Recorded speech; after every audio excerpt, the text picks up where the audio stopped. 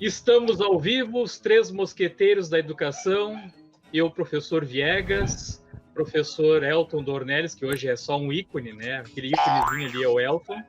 E hoje o professor Felipe não vai poder participar, ele teve problemas pessoais, né? E aí então eu convoquei o nosso mosqueteiro substituto aí, o mestre dos magos, né? Eu sou o mestre dos magos. Professor Sérgio Job Lima. E o nosso tema de hoje, né, é o descaso do governo com as EJAs, né? E para isso nós convidamos a professora Maria Fernanda Viegas, que é da Escola Agrônomo Pedro Pereira e Escola Morro da Cruz. E a professora Cristiane Gomes, que é diretora do 39º Núcleo do CEPERS, no caso, né?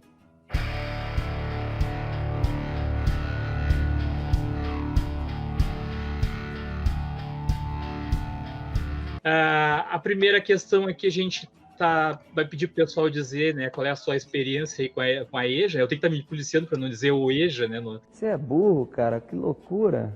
É a EJA, né? Depois diz que matemática que é difícil, né? A educação. Eu sou professor de matemática, mas depois dizem que matemática que é difícil, né? A EJA, né? E, bom, eu já posso adiantar que eu não tenho experiência nenhuma com a EJA, porque eu trabalho há 21 anos no José Feijó, e lá só tem ensino médio regular e técnico, né?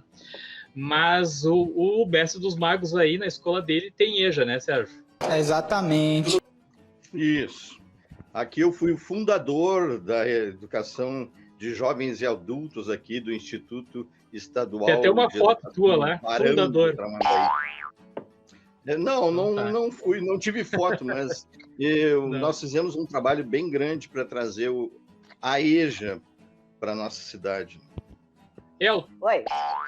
Tio Elton, quer falar alguma coisa? Não. Tá dormindo aí? Tio Elton, adoro o tio Elton. É bom esse ícone aí que dá pra gente dormir, né? Tirar um sono. Cumprimentar de novo a Cristiane, a Maria Fernanda, né? Eu sou ruim com o nome, mas quando tu apresentou, prestei bem atenção. Eu acho importante, assim, eu dei aula nos anos 90, eu dei aula para o antigo supletivo, né? Eu terminei, assim, só para dar uma introdução, eu terminei meu ensino médio em supletivo, entende? Então, assim, eu tive vendo agora, porque sempre quando tem um programa que a gente vai falar de matemática, eu procuro ir buscar elementos para falar. Então, depois, né, a gente vai trocando ideias aí, eu vou poder falar melhor da importância, né, do significado que é a questão de educação de jovens e adultos, que lamentavelmente grande parte da sociedade não conhece, né? É um crime o que esse governo faz, é um crime o que esse governo faz de alijar pessoas que tiveram que ir para o mercado de trabalho jovem e que querem agora complementar seus estudos, e esse governo e a maioria desses governos que estão aí, federal, estadual, né, alijam, né? Eles simplesmente não... Eles têm compromisso com a elite, não têm compromisso com as classes populares. Essa é a minha opinião. Mas é isso por enquanto. Primeiro, agradecer o convite, né? Saudar todos os colegas que estão nos assistindo, aos colegas que estão aqui nessa live.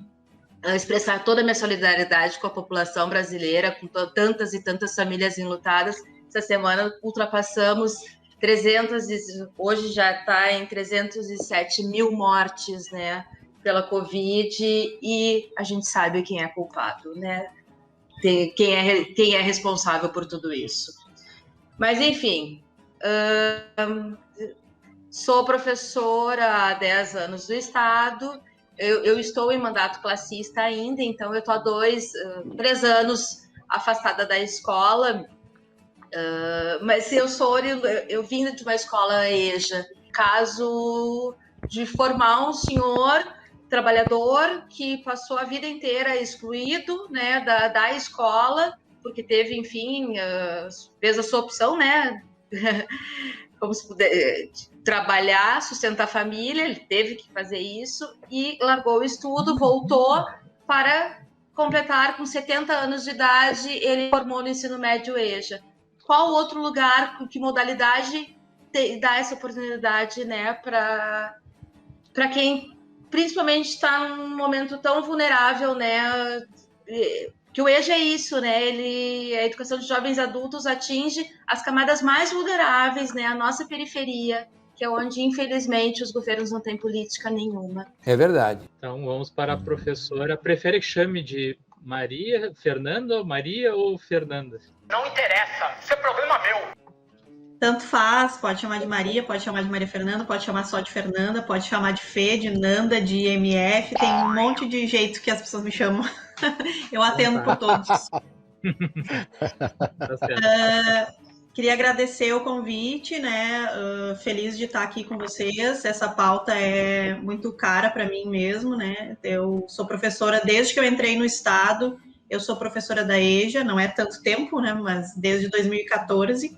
Então, eu sou da Escola Agrônomo Pedro Pereira, né? Como acho que o pessoal já falou aí. Essa escola é a escola que eu sou professora de EJA, que eu dou aula desde 2014. É uma escola que fica na zona leste de Porto Alegre, na saidinha da Lombo do Pinheiro. E o que está acontecendo agora, então, né, que o governo está fazendo é um absurdo e realmente não considera. Só quem desconhece mesmo, né, tem essa coragem de cometer esse crime de supor fechar a EJA daquela escola e fechar aquela escola, enfim. Fala aí, Cuni. Tio Elton, é o tio Elton, cara, não esquece. Eu gostei desse tio Elton.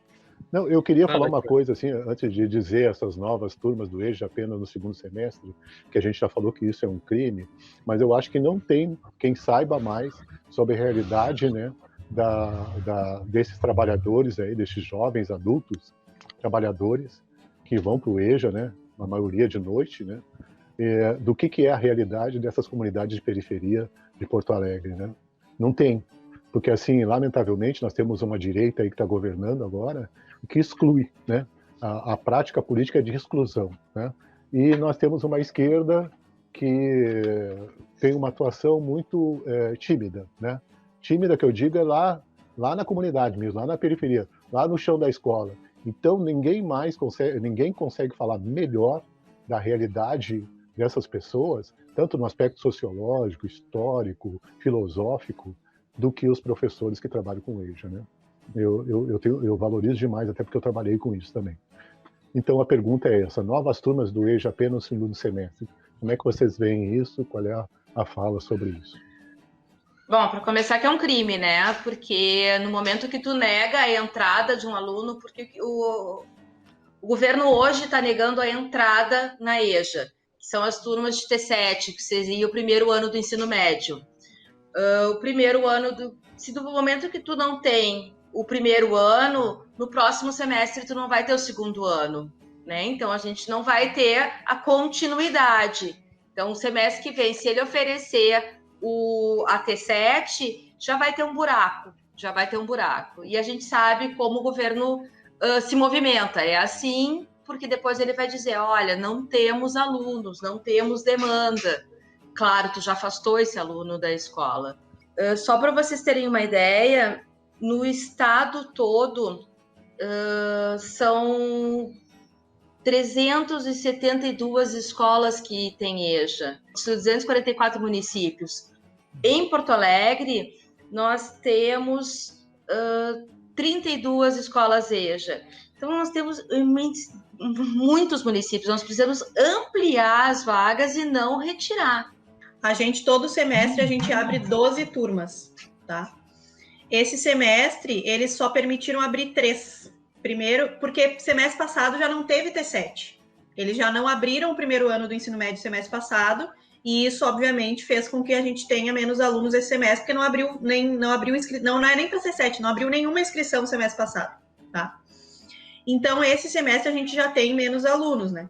E aí eles queriam só atender os alunos que foram aprovados no semestre passado, e queriam só abrir, então, 3 turmas, né? Das 12 que normalmente a gente abria. Isso significa abrir um turno inteiro de uma escola para atender só 3 turmas, sendo que teria a estrutura, as condições de atender as 12 e a demanda. Porque esse papo da demanda aí é a maior mentira que existe. Assim, a gente tem como provar, mas mesmo se não tivesse, mesmo se a gente não tivesse as listas que a gente fez um esforço de construir com a comunidade e tal, a gente, essa história da demanda é uma mentira. Se tu não oferece as vagas, a demanda não aparece. Já tem alguns comentários aqui, né? Inclusive aqui do Silvio, aqui bem interessante aqui, né? Só em Porto Alegre Só. são mais de 650 mil jovens e adultos que não concluíram a educação básica, né? E o Filipão aí tá de espectador hoje. Porque os governos estão aproveitando essa pandemia aí para tirar tudo que pode, porque as pessoas não podem sair da rua, não podem sair à rua para reclamar, para passeata e tudo mais, né? E eles estão se aproveitando disso para tirar tudo que podem. Eu vejo que essa questão de tirar turmas não está... Claro que está se evidenciando mais nas EJAs, né? Mas eu acredito que esteja acontecendo também em outras modalidades de ensino, né? Lá na escola mesmo, esse ano nós já perdemos uma turma também, do médio regular. Até agora, né, Elton? Até agora não saiu a 203 que nós tínhamos, né? Aí vocês imaginem, uma turma menos... Quantos professores já ficaram com carga horária sobrando, né? Fala, mestre. Eu não consegui me apresentar, o Viegas não me deu o direito de apresentar, né? Uma vez aí, eu queria agradecer essa oportunidade, e o Elton fica rindo ainda, né? O Felipe está assistindo a gente aí. O Felipe é uma pessoa maravilhosa, eu uso ele sempre quando vou falar sobre podcast e também como uma direção, né, inovadora, né, dentro da cidade de Canoas. Bom, eu sou professor de EJA, já comentei agora há pouco, né, há bastante tempo, desde que iniciou o EJA aqui em Tramandaí. O EJA existia em várias cidades em volta de Tramandaí e não existia em Tramandaí. O pessoal tinha que ir para fora para conseguir voltar a estudar, né, e terminar os seus estudos, né. Eu trabalho com totalidade 7, 8 e 9, né, nos conteúdos de matemática e física. A minha maior carga horária é à noite, né, trabalhando com educação de jovens e adultos. E eu sei muito bem como é essa situação. Agora eu estou falando da parte pedagógica e como o aluno do EJA aprende. Eu queria fazer esse parênteses antes de fazer a pergunta para as garotas. Eu queria levar em consideração que o EJA, tá, ele precisa ser presencial. Eu não consigo, ele necessita, o aluno, ele necessita do professor ali do lado para explicar para ele como é que funciona. Se ele não conseguiu antes, né, no momento em que ele estava na sua idade seria regular, né, para aprender, como é que ele vai aprender agora à distância? É muito complicado. E agora passa um carro de som aqui para me atrapalhar, né? Parada chata. A minha fala. Cara, eu sou de esquerda, eu sou completamente vermelho. Então, eles colocam a culpa na pandemia, né? Porque existe lá na nossa escola a totalidade de 8 e 9. Nós aqui do município estamos nos juntando, né? Pessoas que já foram egressos do EJA, professores que também já foram dali, a gente está fazendo uma luta para manter o EJA. Mas aí eu fico pensando assim, ó, uma luta, mas não existe nada ainda, né? Eu fiz até uma postagem a respeito, né? Não existe nenhum documento, não existe nada que vão retirar a EJA, mas eu fico preocupado com isso, porque eu não encontrei em lugar nenhum, né? Eu procurei na SEDUC ali, procurei em jornais, Zero Hora e outros jornais, eu não encontrei nada dizendo que a modalidade vai ser eliminada, né? Vai ser extinta. A pergunta, né, que foi deixada aqui é a seguinte: novas turmas do EJA não são aprovadas desde o segundo semestre do ano passado, né?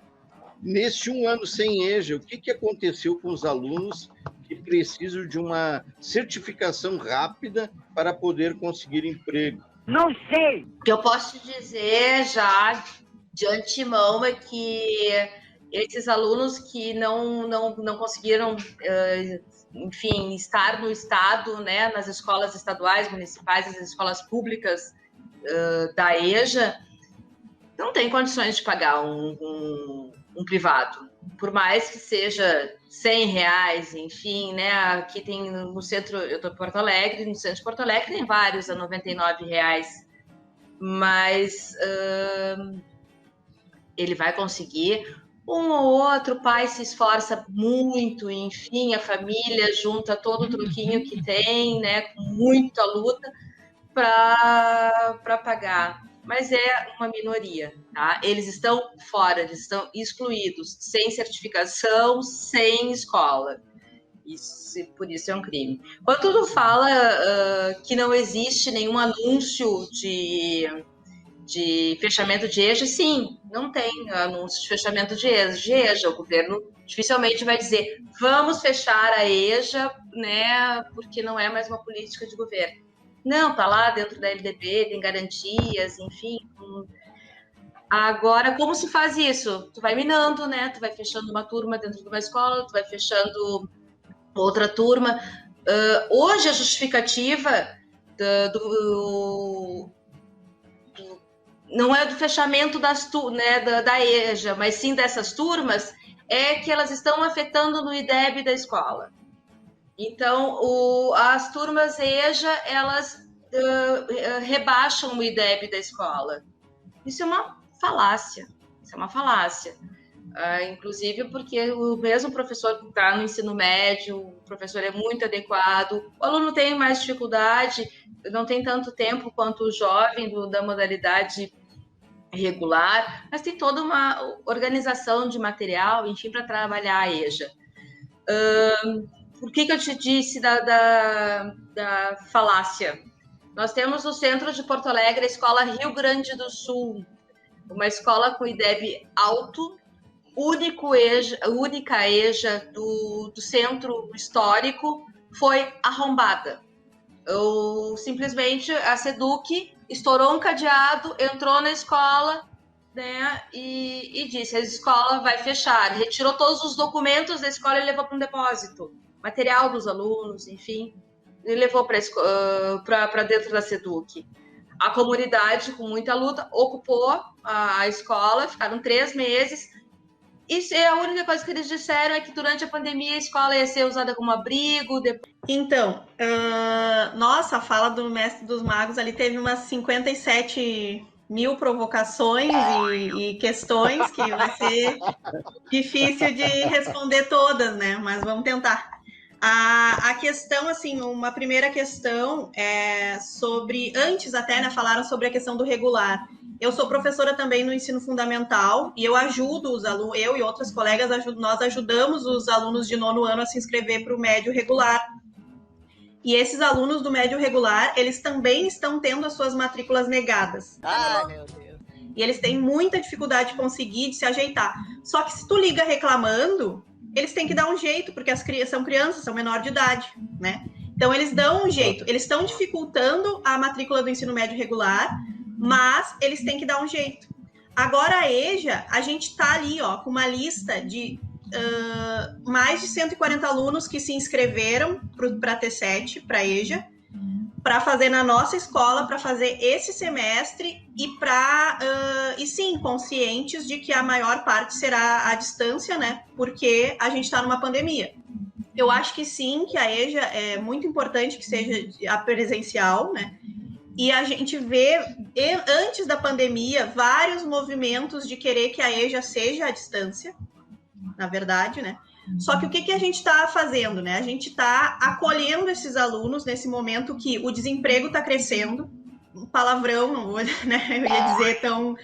Então, estão sem perspectiva de futuro, né? Estão sem perspectiva de futuro. Então, a EJA é muito importante que eles consigam se matricular. Eles já estão sem perspectiva de futuro, eles já estão perdendo seus empregos e ainda por cima estão tendo uma vaga negada para estudar, para tentar ter alguma esperança, para tentar ter alguma perspectiva.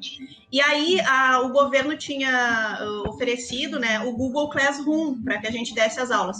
Obviamente, os alunos não conseguiram acessar o Google Classroom, porque tem que baixar um aplicativo, não tem espaço no celular, a tela do celular é quebrada, biriri, bororó. Só que a gente avaliou, né, os professores têm noção e avaliaram que o WhatsApp é o mais acessível, porque inclusive tem vários planos de celular, crédito que tu bota e que o WhatsApp é de graça. O WhatsApp está incluso, né? Tu paga lá 15 pila, mas o WhatsApp tu pode usar. Não sabia. Aqueles alunos que estão com muita dificuldade de acessar o WhatsApp, eles podem ir, né, com toda a segurança, com todos os cuidados, com distanciamento, com álcool gel, com máscara, eles podem ir buscar o Xerox na escola, né?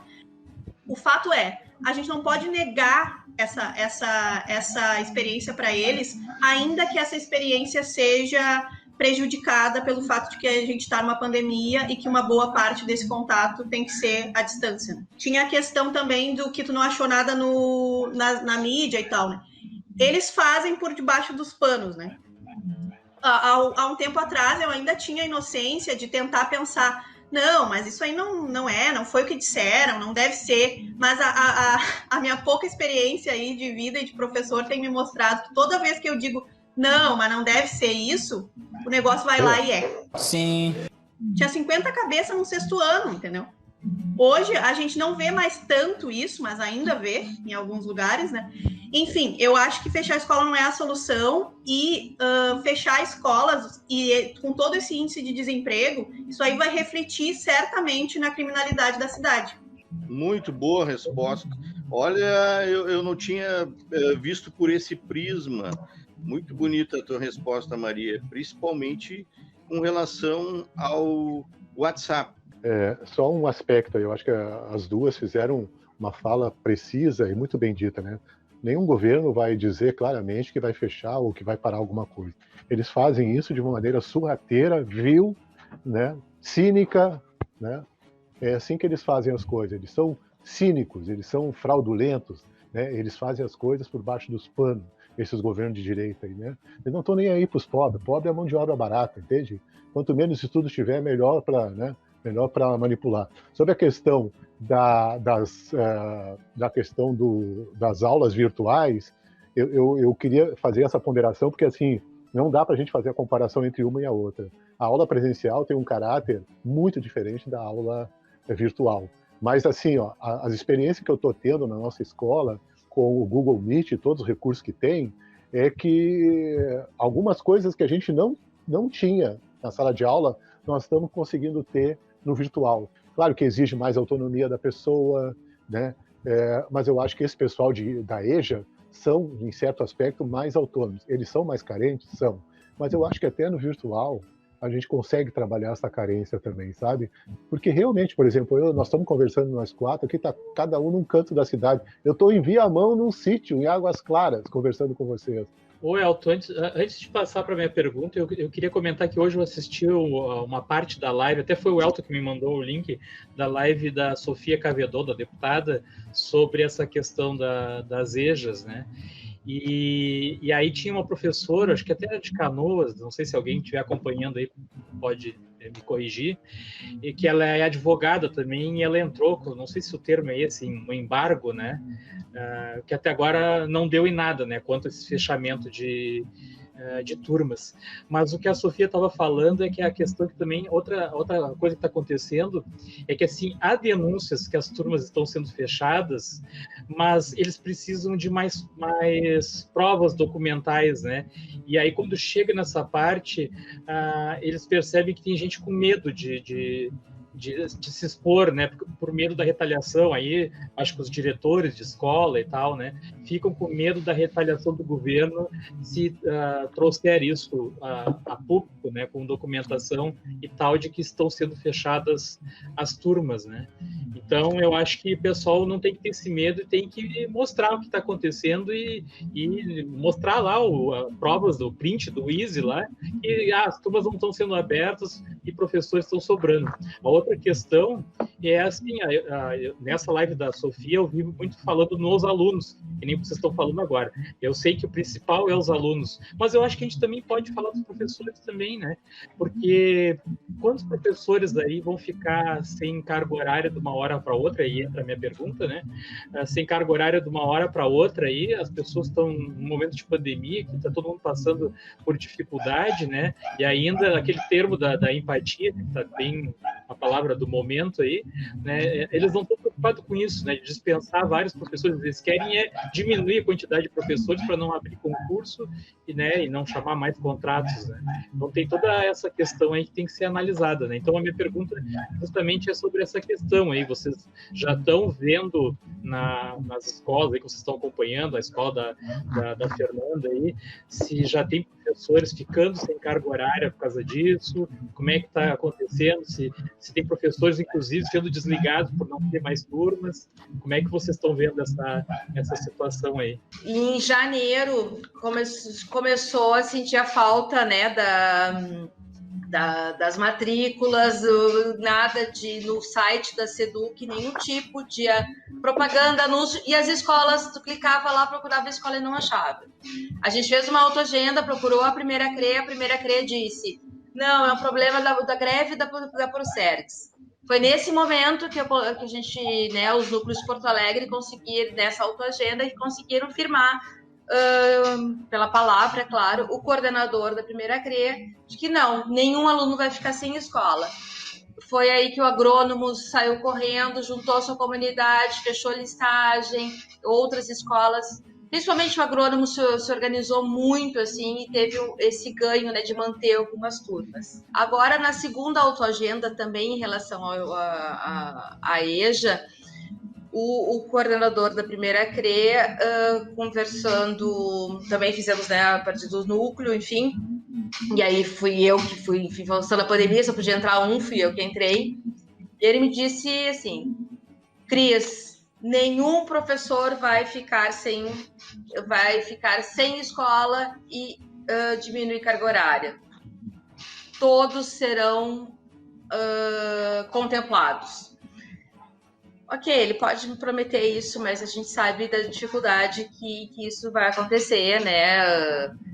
Mas a gente já tem muita falta, de professor. Eu mesma, eu abri mão de 20 horas, né, do meu mandato classista, da minha licença, e voltei para a escola 20 horas porque não existe professor espanhol, eu sou professora de espanhol. Então, as escolas estavam tendo que mexer na base de novo, colocando qualquer outra coisa no lugar do espanhol. Então, assim, bom, pelo menos uma escola a gente garante, né, da manutenção do espanhol. E eles ainda têm muita demanda. Na realidade, realocar o professor, para eles vai ser muito fácil, porque tem notícia de muitas escolas que fecharam sem o professor nunca ter colocado o pé dentro da escola. Isso é uma modalidade que já está sendo oprimida, né? Ela já está sendo enxugada, então eu consigo retirar a carga horária desse professor. Maria Fernanda Cândido. Quem me dera. Deixa eu me lembrar o que eu ia falar aqui, que eu me perdi com Maria Fernanda Cândido. Lembrei. Não, eu ia dizer das mentiras, né? Eu sei que para quem vê de fora, talvez possa parecer balela, né? Dizer que eles mentem, mas infelizmente é o que acontece, né? Porque eles nos mentiram que no semestre passado a gente fez a listagem das intenções de vagas para T7, eles não abriram e disseram que a T7 abriria neste semestre. Aí a gente chegou lá neste semestre com a listagem dos 140 alunos que estavam esperando para ter aula de T7 no agrônomo, e eles disseram que nenhum aluno ia ficar sem vaga. E a gente não consegue, a gente não tem fôlego para contestar todo esse bando de mentira que essa galera toda diz o tempo todo, né? É difícil. Mas, enfim, sobre a dispensa dos professores também, eu acho que sim, que vai acabar professor contratado perdendo carga horária, porque daí eles realocam os concursados. Um outro ponto sobre essa dispensa dos professores é que eles dizem, tá, então a gente vai abrir semestre que vem. Só que o que esses professores vão fazer esse semestre, então? Não sei. Aí, esse semestre, eles vão para outra escola, e semestre que vem, que professor que vai vir para essa escola de EJA? Se o professor já vai estar realocado em outra escola. Tem mais um outro ponto que eu acho essencial, e que eu acho que isso o governo não vai suportar, porque não tem base legal, eu acho, né? Mas, assim, professores que estão na nossa escola há 10 anos, há 14 anos, na nossa EJA, a gente tem um projeto político-pedagógico naquela escola, não é uma escola Bangu, entendeu? Para complementar, isso é uma verdade, né, Maria? Que ninguém fala, né? Mas o professor cria um vínculo com a sociedade e com a escola. Eu mesmo tenho 21 anos no PJ, eu não me imagino nem saindo para dar aula em outra escola. Desde que eu iniciei, eu trabalho lá. E quando eles querem remanejar, né, a ideia é essa, né, diminuir o EJA para remanejar, eles não pensam nessa situação que o maior prejudicado é a escola, a comunidade e o aluno, né? Não, só para dar uma retomada, quando tu falou que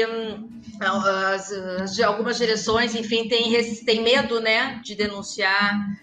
A primeira coordenadoria, nessa mesma autoagenda, disse que não receberia vice-diretor da EJA, por exemplo, né? Ele ia conversar com a direção, sozinho. O que a gente pensa, né? Ele jogou, ele me disse, olha, a direção, muitas direções estão abrindo mão de ter a EJA para manter as turmas regulares. Aí eu disse, mas tu tá fazendo tu tá pedindo para fechar a turma regular em função da EJA? Não tô te entendendo. Ele, não, Cris, são as direções que estão abrindo mão. A gente sabe que não, né? Eles estão jogando, olha, eu vou te tirar o teu professor, eu vou te tirar tal recurso, mas tu vai ter que abrir mão da EJA. Inclusive, quando escolas foram fechadas e em 2019, eles fizeram a portas fechadas, diretores assinarem atas e não podiam contar para suas comunidades, porque todo mundo sabe que se a comunidade se levanta, eles não podem fechar as escolas.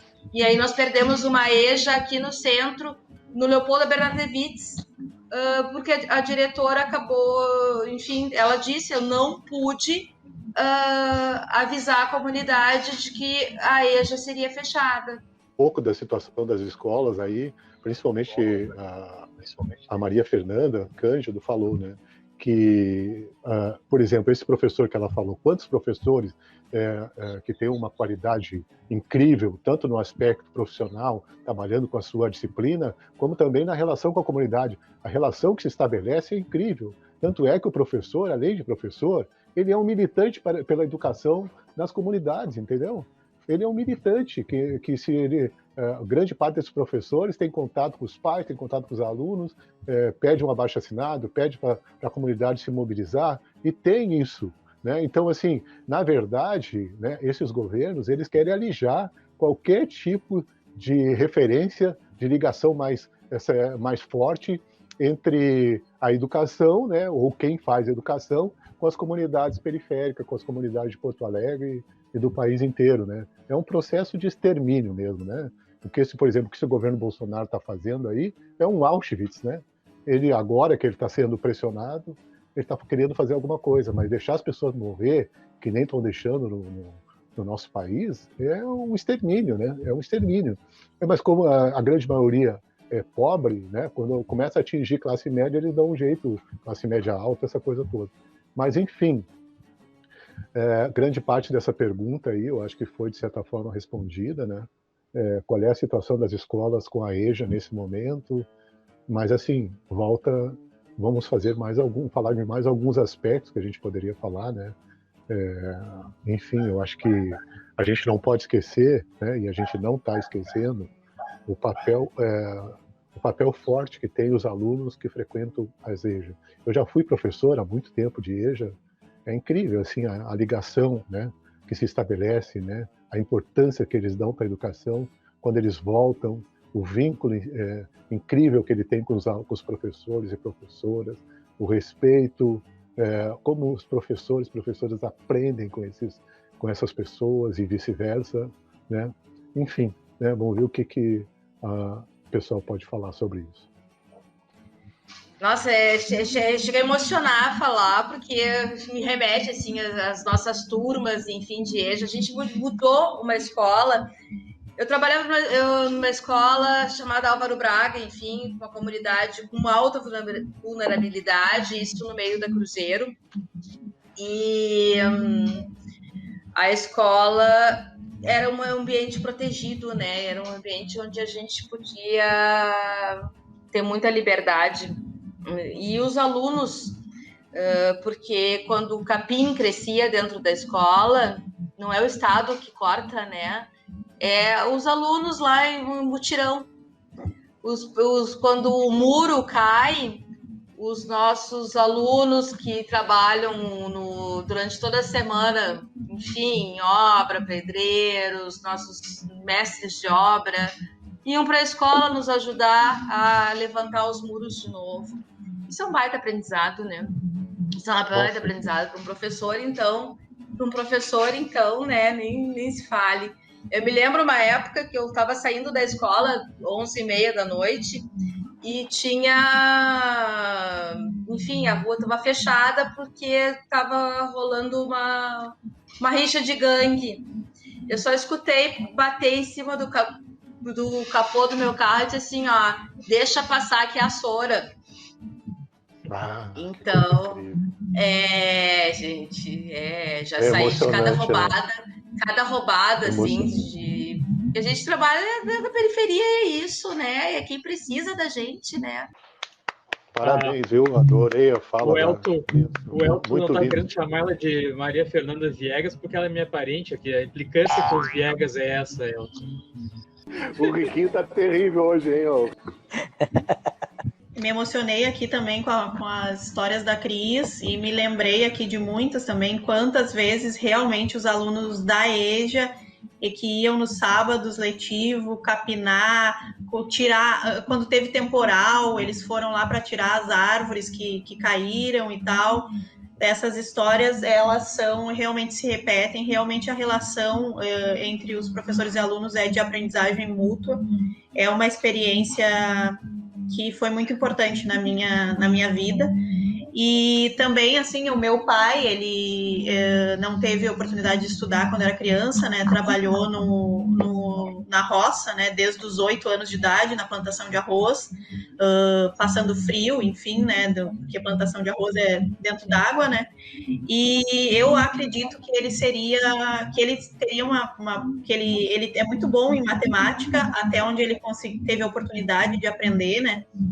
E aí, conversando com uma aluna muito querida, que está muito na luta também em defesa da EJA, que é a Elisiara, o esposo dela é uma das pessoas que se inscreveu, né, para começar a trajetória na EJA agora, esse semestre, e que está tendo a vaga negada, o Daniel.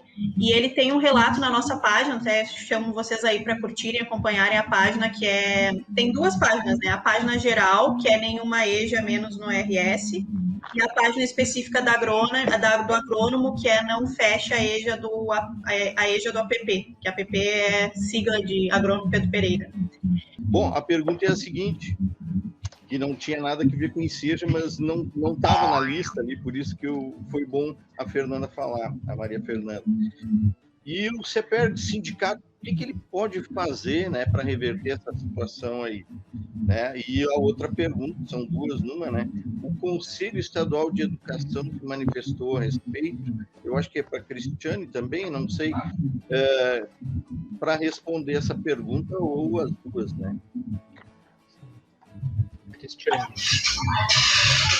Então, posso falar por Porto Alegre, pelos núcleos de Porto Alegre, que são os núcleos que vêm se mobilizando aí junto com as escolas, né?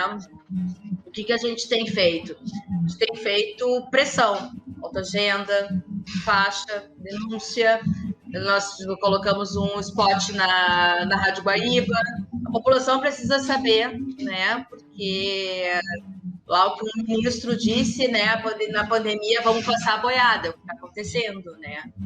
Então, o que o CEPERS precisa, né? E pode fazer é a denúncia e a mobilização de todas as escolas que estão passando por esse problema. Porto Alegre está fazendo isso, né? Agora, essa semana, a gente vai estar passando com carro de som, porque, não sei se vocês viram, mas a SEDUC, inclusive, ampliou agora até dia 31, né? Até o final do mês, as matrículas. Porque com toda essa função de férias coletivas, houve um grande atropelo, né? Eu considero pensado, tá?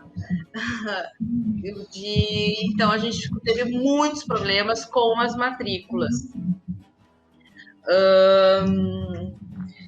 A direção central do CEPERS, com certeza, deveria já ter chamado a todos os seus núcleos que estão passando por problemas com a EJA e ter feito uma agenda com a secretária. Agora a gente está com uma mudança de secretário, para que se posicione, né? Porque, inclusive, as escolas, nós estamos orientando as nossas escolas, as escolas de Porto Alegre, a entregar as demandas, enfim, para uma peça jurídica.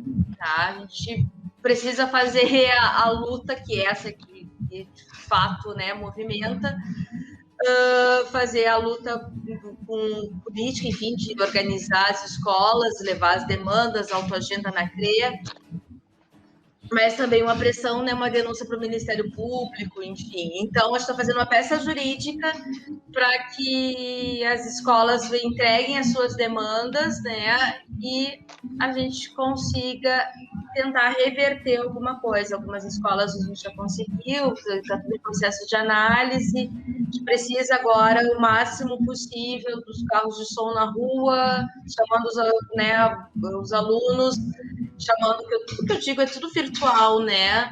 Botar que os alunos possam se inscrever virtualmente, suas pré-matrículas, é tudo enviado por e-mail, não precisa ir presencial na escola, para que ninguém se arrisque. Eu acho que de mobilização, enfim, o que o CEPERS pode fazer é isso. Quanto ao Conselho Estadual de Educação, a gente tem um problema, né, que iniciou em 2020, que foi essa reestruturação dos alunos menores. Isso foi uma justificativa para fechar turmas também, mas em função de um parecer que é um parecer que não está de acordo nem com a LDB nem com a ECA, né? Mas tem um parecer dizendo que os alunos para estudo noturno só precisa ter 18 anos. Nós sabemos da dificuldade, e na grande maioria dos nossos alunos, eles têm 18 anos. Porque se ele pudesse estar no ensino regular, né? Se ele pudesse estar no ensino regular à noite, porque ele precisa trabalhar durante o dia, senão ele estaria cursando o ensino regular de manhã e de tarde. Ele precisa da noite, porque ele trabalha, né? Ele está trabalhando no Zafra, ele está trabalhando no Nacional, ele está fazendo estágio. Então, a gente tem alunos de todas as idades. Então, isso também é mais um entrave, mas que juridicamente, enfim, ainda dá para ser ultrapassado. E agora eles não querem mais que os alunos de 15 a 17 façam EJA, né? Querem que façam regular, mas é de fundamental, né? Então, tipo assim, o aluno de 15 anos que ainda está no ensino fundamental, ele precisa ter essa possibilidade, né, de correr atrás e de avançar para ir para o ensino médio logo, né? Então, eu acho um desserviço esse parecer do Conselho Estadual, que estabeleceu que para o aluno fazer EJA de ensino fundamental, à noite, teria que ter 18 anos, né? A gente sabe que a demanda para EJA de ensino fundamental, ela existe para alunos de 15, 16, 17 anos, e é uma idiotice aluno de 15 anos não poder estudar de noite. Eu estudei de noite, com 15 anos, eu trabalhava de secretária durante o dia e à noite fazia o regular, o ensino médio regular, numa escola pública noturna. Então, eu não estou entendendo onde é que eles... aí que tá, né? A gente diz, não estou entendendo de onde que eles tiraram essa ideia de que aluno de 15 anos não pode estudar de noite. É claro que, na verdade, eu sei de onde eles tiraram, né? É justamente todo esse processo que já está estabelecido há anos de ataque ao EJA É a desculpa. É uma atrás da outra, é um ataque atrás do outro, é isso. Não pode aluno menor de 18 anos para ensino fundamental de EJA noturno. Agora é problema do site. O site agora não apareceu lá o agrônomo Pedro Pereira para os alunos escolherem, que foi um erro da Procergs. Aí, mesmo depois que eles arrumaram o tal do erro, continuou não aparecendo para T7. Então não era erro coisa nenhuma, era isso que eles queriam mesmo, eles queriam dificultar. Só que a gente não ficou quieto, a gente foi lá, a gente fez as inscrições dos nossos alunos de T7 presencialmente, pegando uma máscara, um álcool gel, orientamos os alunos aí na escola, eles levaram os documentos, preencheram as fichas de inscrições presencialmente, a gente correu risco, eles correram risco e agora eles ficam negando a vaga, né? Então, é isso, é um ataque atrás do outro e esses ataques vêm de tudo que é lado, né? Porque a gente sabe que, infelizmente, a gente sempre tem inimigo na trincheira, né? Todas as batalhas que eu já batalhei, a gente já tem inimigo na trincheira e a batalha da educação e da defesa da EJA não é diferente. Deixa eu fazer um preâmbulo aí, Sandro. Não.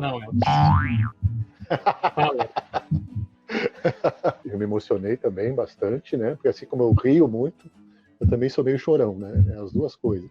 Eu sou bipolar, choro e rio. Você é maluco, é? O papel que a Cristiane, você, Maria Fernanda, que era mais jovem, que vocês fazem numa comunidade, principalmente você, Maria Fernanda, que é mais jovem, daqui a uns 10 anos tu vai dizer, meu Deus, como é que eu fiz tudo isso? O que eu aprendi, sabe? A personalidade, tu vai ficar assim maravilhada. Passei por isso, que nem falou a Cristiane, bateu no carro e disse, não, professora, pode passar aí. Né? Eu, por exemplo, fui levar minha ex-esposa numa comunidade aqui de Porto Alegre, que logo que ela passou para o município, ela foi dada uma aula numa escola que tinha contrato com o município, e ela foi apresentada para o cara que chefiava o tráfico. Essa aqui vai ser a nossa professora, né? E a minha ex-esposa chegou em casa assim, apavorada, né? Então, assim, é incrível o papel que a gente faz. Nós fizemos um papel, vocês principalmente fazem um papel que o Estado não faz, que o Estado simplesmente, né, o Estado é usado pela elite, porque para os bancos tem trilhões de reais, né, para desonerar as empresas aí, para dar coisas importantes, tem dinheiro, agora não tem dinheiro para os trabalhadores, não tem dinheiro para, né, então é triste esse quadro, a gente tem que continuar lutando. Eu quero dar os parabéns, já que o Diego já está mandando eu calar a boca. Eu quero dar os parabéns para as professoras. Vocês têm um trabalho lindo. Parabéns aí para as pessoas que falaram no SAT. Muito lindo o que vocês falaram. Foi muito boa a live de hoje. Pena que eu não pude mostrar a cara. Hoje é um ícone. Como eu já disse antes, eu fui um dos fundadores do EJA aqui da nossa cidade, de Tramandaí, pelo Instituto Barão. E o interessante do Barão é que nós temos um curso técnico, como tem na escola do Viegas, e todos os alunos, esses que se formavam, né, na educação de jovens e adultos, eles logo depois passavam a participar dos nossos cursos técnicos de transações imobiliárias e também de contabilidade. Então, realmente, essa fala das meninas foram emocionantes, porque tudo isso, cada um de nós tem histórias assim, fantásticas e emocionantes também com relação à educação de jovens e adultos. E uma coisa interessante que a Fernanda falou, a Maria Fernanda falou, que a gente poderia, de repente, pegar esses egressos, esses alunos que participaram do EJA e fazer um vídeo comentando as coisas que aconteceram após esse estágio, esse momento que eles estiveram na escola, né, durante a EJA, e mudaram a vida deles, para a gente poder publicar isso, né, de repente, para emocionar outras pessoas, para manter a modalidade. Eu acho que era isso que eu queria falar. Os vídeos estão acontecendo, o que a gente precisa vamos compartilhar a página, os alunos que também se sentiram representados pelo EJA, gravem mais. Nós precisamos dar volume, né? Vamos fazer essa tsunami da EJA agora, que entre e atinja todos os lugares aí no nosso Rio Grande do Sul. Gente, foi um prazer, assim, estar aqui com vocês são muito bacanas, enfim.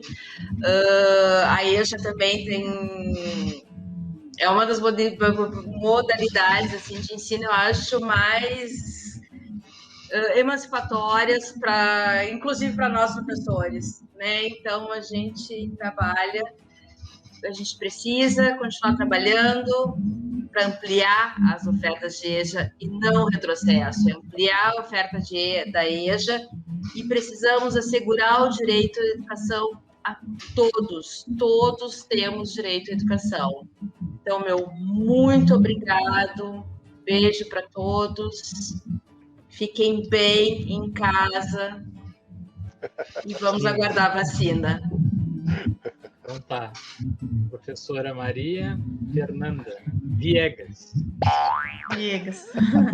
Eu, respondendo a pergunta anterior que o Viegas tinha feito, né, o que as pessoas podem fazer, a Cris já falou, né, lá na página, compartilhar, curtir, comentar, mas eu acho que qualquer manifestação pública, né, em defesa da EJA tá valendo. Se quiser só publicar uma hashtag Fica EJA, já é alguma coisa, né. A gente teve, por exemplo, o Jefferson Tenório, né, que foi patrono da Feira do Livro. Ele fez uma publicação sobre a questão da EJA, do agrônomo Pedro Pereira. Tem a Ana Paula Secato, que escreve no Literatura RS. Ela fez também um texto sobre a EJA e publicou.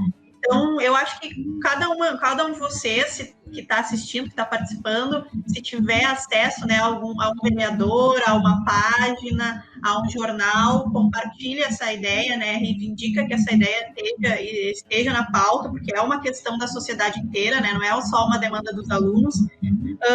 Também a gente tem um abaixo-assinado circulando também, né, mas também não sei qual é o peso desse abaixo-assinado. Uma outra coisa que eu gostaria de pedir, assim, que quem tiver com uma disposiçãozinha, que se topou um pouquinho com a EJA, vai lá na página da SEDUC, faz o cadastrinho lá para mandar mensagem na ouvidoria e manda essa questão também, né? Porque eu acho que essas coisas funcionam. A gente fez, por exemplo, uma chuva de e-mails um dia antes de uma autoagenda que a gente fez lá dos CETERs. Talvez tenha contribuído para o fato de que eles não se receberam, porque várias vezes eu já fui lá demandar coisas que nem me receberam. Dessa vez, pelo menos, nos receberam. E eu acho que essa chuva de e-mails, né, a galera mandando e-mail para a SEDUC, contribuiu. E eu acho que é isso, a gente está tentando pautar isso. Saiu no Sul 21 também, saiu 2 matérias sobre essa questão. Onde as pessoas tiverem alcance, tá valendo, né? É um pouco isso, assim. Agradeço muito bom estar com a Cris aqui, muito bom conhecer os professores, os 3 mosquiteiros aí, que gostei muito de vocês. E agradeço o espaço, a oportunidade. E é isso, fica EJA. Fica EJA. Então tá, eu também gostaria de agradecer a participação das professoras aí, o pessoal que está nos acompanhando aí, o pessoal que sempre nos acompanha aí. Já escrevam aí nos comentários aí o hashtag Fica EJA, né? Já vamos começar agora, né? E agradecer a participação do professor Elton e do tio Elton, do mestre dos magos aí, que está substituindo o professor Felipe, né? E vamos seguir na luta aí pelas EJAs, e não só pelas EJAs, né? Está acontecendo em todas as modalidades de ensino. Na escola nós estamos perdendo turma no ensino médio também, o curso técnico também fica a perigo, nós já perdemos uma turma também. Então, assim, tem que abrir mais escolas, abrir mais turmas e não fechar, né? Esse governo está fazendo o contrário, está fechando tudo. Então, fica a EJA, fica o ensino, fica as escolas, e obrigado, até a próxima. Lute pela EJA! Lute Educação pública sempre, fica